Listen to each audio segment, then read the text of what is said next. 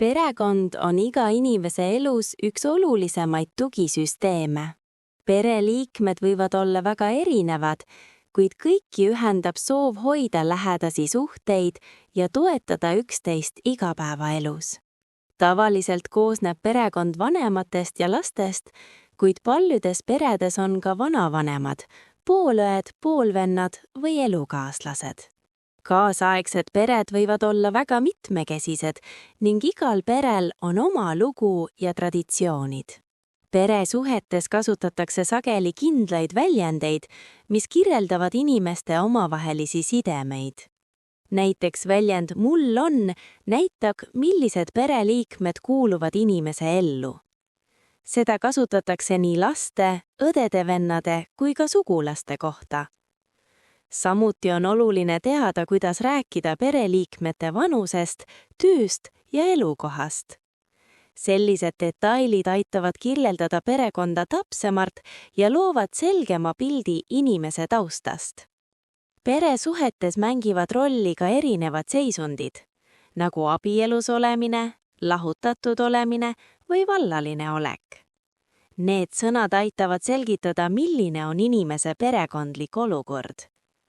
Sageli küsitakse, kas sa oled abielus või kas sul on lapsi.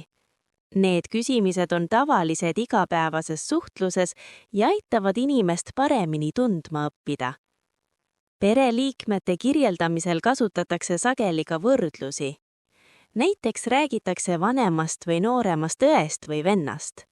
Sellised sõnad aitavad mõista pereliikmete omavahelist järjekorda ja vanusevahet. Samuti kasutatakse sõnu esimene, teine ja kolmas, kui räägitakse lastest või pereliikmete sunnijärjekorrast.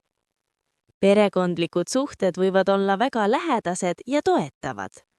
Paljud pered veedavad koos aega, tähistavad tähtpäevi ja hoiavad üksteisega ühendust ka siis, kui elatakse eri linnades või riikides. Pereliikmete vahelised sidemed annavad turvatunde ja aitavad toime tulla keeruliste olukordadega.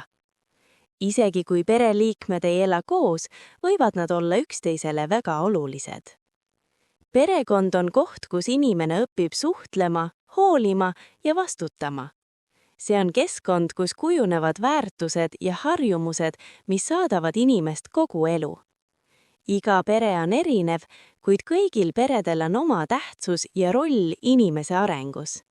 Seetõttu on oluline mõista peresuhteid ja osata neist selgelt rääkida.